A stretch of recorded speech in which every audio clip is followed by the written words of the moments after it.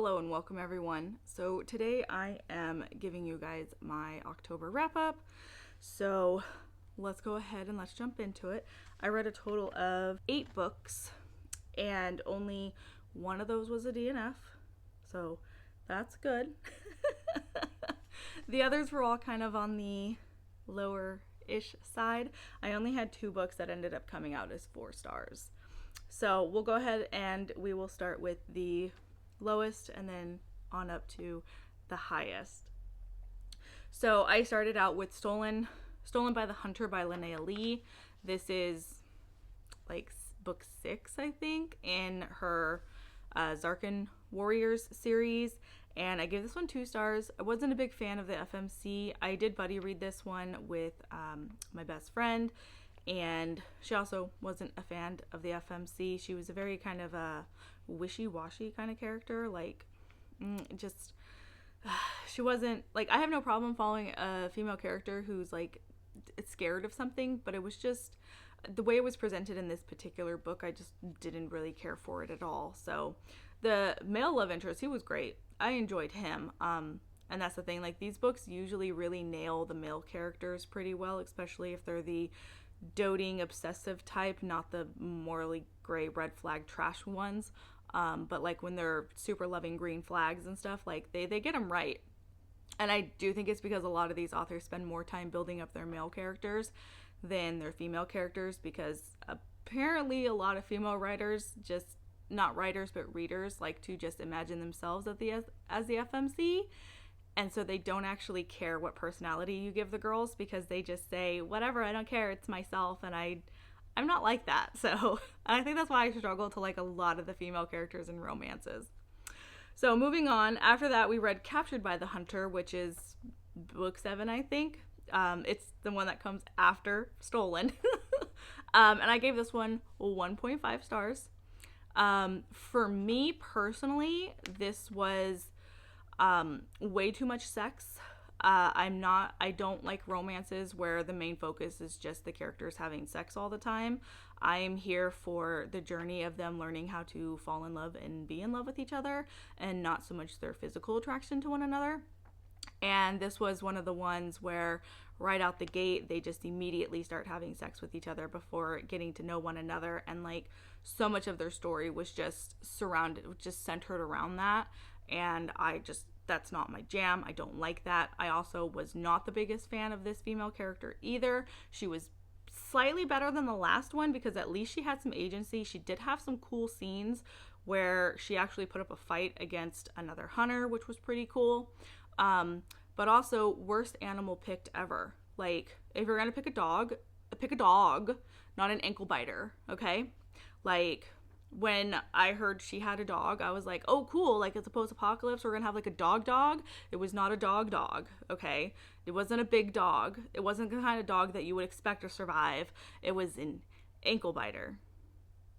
And it just made me mad. I hated it. After that, I read Fierce by Hattie Jacks. This was my DNF. I realized I probably should have started this with the DNF, but I just wrote everything down, so. But this was a DNF, and I DNF'd it because, one, the male love interest, horrible. Absolutely horrible. Jerk right out from the onset. Big giant walking red flag. These are not the men that I like in my romance books. It also did not help his character any when he got into an argument with his love interest and threatened to rape her until she was pregnant with his child, whether she liked it or not. Left in an anger, didn't reflect on what he said at all, came back, and she forgave him. Mind you, he didn't even apologize. So he never reflected, he never apologized, but she just, oh, it's fine, he likes me even though I have scars all over my body. And I was like, this is terrible. This is absolutely terrible. And that happened maybe about 70% through the book, because I was really trying to give it a chance, even though up to that 70% point, I really did not like this guy. But one of his like generals or whatever, I was like, I'm kind of interested in that guy. He seems kind of dorky, kind of fun. I will not be continuing the series because I did go and read some reviews for the other books, specifically the one of the general that I was interested in. And apparently they all just become giant walking red flags. And I'm not interested in that. So after that, I finished reading The Vanishing of Castle Moreau by Jamie Jo Wright. This one is actually really kind of funny. This is Christian fiction. I don't read Christian fiction. I'm not Christian. I am not religious at all like that. I practice a form of witchcraft. But I picked this up because my library had it, they have it, one, categorized in just general fiction. And then two, they had it with like their gothic fiction displays. And so I was like, ooh, gothic fiction. Like, I love gothic fiction. And as I was reading the book, I was like, I like this. I enjoy this. Like, her writing is great. So easy to follow along with. I love how she did the split timelines. And when the girls in the book had initially brought up God or whatever, I just wrote it off as, oh, it's just a personality trait, part of the character building. It's whatever. Like, I didn't think anything of it until it got to the end and it got super heavy-handed with the Christian stuff. And I was like, what's happening here? And I ended up finding out that it was categorized as Christian fiction, and that was why. I did give it 3 stars, though, and that's just because it would have gotten a 4, but like I said, like the Christian aspects just got really heavy-handed, so I definitely think this is probably like a 4 or 5 star book for someone who is super into Christian fiction, and that's their kind of thing. But yeah, for what it was, I did enjoy it. Just kind of sad that the one aspect just got a bit too heavy-handed for me, but yeah, I did like enjoy it. So then I finished Seed by Anaya Alborn. This was actually a book that my sister had brought to my attention, and I found it. This is technically, this is for her. I have to send it to her because she decided to move to a different state. Rude. But I read it, and personally for me, this is like a 2.5, a low 3. It's right in there. There wasn't anything compelling. It was hard for me to feel like I wasn't captivated by it. So like I would put it down and it would take me a lot of effort to pick it back up. So there was that working against it. I wasn't just like instantly drawn to pick it up all the time. And then the horror aspects are really far and few between. And when you read the back of it, it talks about how Jack Winter's daughter has been possessed by this demon thing that used to like basically possess him when he was a child. And a lot of like bookstagrammers recommend this as like child possession, and it's really not. Like, the child possession is there, it's in the story, but it falls to the background because it focuses more on Jack and his internal struggles of being like, should I tell my wife what's going on? Should I tell her about my past? Like, oh my god, I see the same thing happening to my daughter. What's happening? Oh my gosh, what am I supposed to do? How do I handle this? And I got very frustrated with Jack after a while because I'm just like, bro, you need to say something to somebody. Like, quit bottling this up for yourself because you're worried everybody's going to turn on you. Like, your daughter is acting out, and then like, unfortunately, like the horror aspects of like what they were, it was just so sporadic that you never really got to like live in the moment of it happening. And then a lot of the bigger ones happened off page and you were just kind of told this happened, especially with the ending horror scene with a particular character. I was like, that all happened off page. Whereas like I've read another book where something similar happened on page, and I found that book just like super great. Like, if you want a really good child possession story, Boys in the Valley is fantastic. Just that one will give you what you want if you want child possession. And the other thing I do want to point out, if you do have any interest in this, is that there is animal death that includes, and this is going to be a spoiler because I have a complaint about it, a dog and a cat. If we could all stop ignoring the cat, that'd be great, because a lot of negative reviews focus solely on the fact that the dog died and nobody mentions the cat. And that's rude, okay? That's rude. If you're gonna be mad about one animal, you need to be mad about all animals. Simple as that, because I'm mad at both, okay? Simple as that. Like, stop putting dogs over everything else, please. Like, I don't know why we do this, but it needs to stop. Moving on, I read the short story Judge D and the Executioner of Epinal. This is, I believe, the 7th installment in his Judge D short story series by Lavi Tidar. And I gave it 4 stars. There is a Princess Bride reference in this book, but it is not the reference that you probably are thinking it is. Like, it's not the, hello, my name is Inigo Montoya, you killed my father, prepare to die. It's not that one, okay? And it's not as you wish. And it's not, you keep using that word, but I don't think you know what it means. It's none of those, okay? It's a slightly more obscure reference. And the minute I read it, my inner voice, because I narrate with voices if I'm really enjoying a book, I give characters voices, everything. The narrator gets a voice, all of that stuff. That's how I know if I'm truly enjoying a story. And with the Judge D's, it's like that because I love these short stories. The minute my brain clocked the quote that was being used, I channeled the grandpa from The Princess Bride, because it is a quote that the grandpa says. So yes. It was my favorite aspect of the book. The story was great. It's probably one of the weaker ones overall wise, story-wise, but you do get to learn a little bit about Judge D's past. And it's a little unexpected because it's definitely not something that Jonathan, his assistant, had expected. But I do think structurally wise, it is probably the weakest. It just didn't feel like it had like the layers that I'm used to for these short stories, but that's okay. I still thoroughly enjoyed it.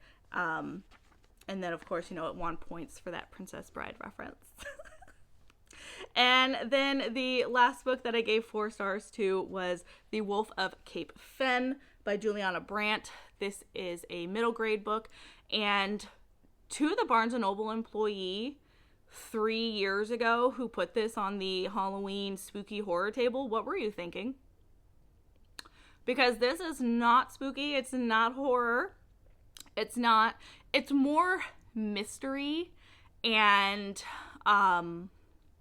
magical. Like, I don't want to say magical realism because I heard there's a whole thing about that and like what actually qualifies a book as magical realism, but it's definitely more mystery-ish. And because you follow the story of these 2 little girls, they live in this like little town that's kind of magically sealed off from the rest of the world by this baron and his wolf, and if people make bargains with him, they can get something out of the bargain, but the bargains don't always play out like they're supposed to. And if you break the bargain, his wolf comes and kills you. And one of the sisters ends up getting hunted down by this wolf. The story focuses a lot on the eldest daughter and her issues with her mother disappearing, her father becoming like a depressed lump on a log, essentially, her having to pick up the slack and take care of her younger sister while also trying to figure out why the wolf is hunting her younger sister. She's lost friendships along the way. She's also now gaining a better understanding of her extended family. So it's definitely more so about the trials and tribulations of someone going through a situation and not so much something just scary happening throughout the town.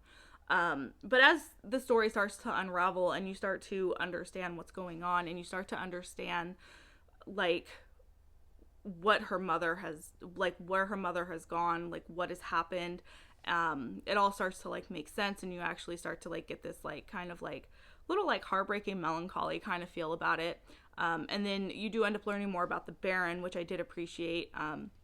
And like on here, it says a tale of magic, community, and the true meaning of family, which is very, very true. But the one thing I do think it misses out on is friendship, because friendship did play a pretty big part in this book, especially with a particular character. And it was important to the story too, because it gives you an insight as to why these things are happening. But yeah, overall, very good book. I very much enjoyed it. It's definitely a very good like top middle grade book, so definitely worth the time.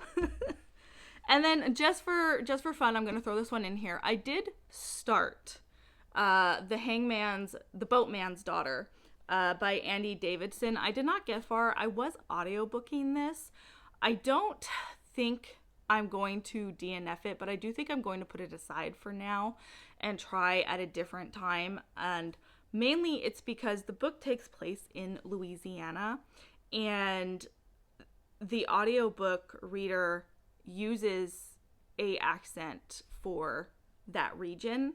And so at times it got a little confusing for me to follow because I don't interact. Like, am I in America? Yes. Do I act with people from Louisiana?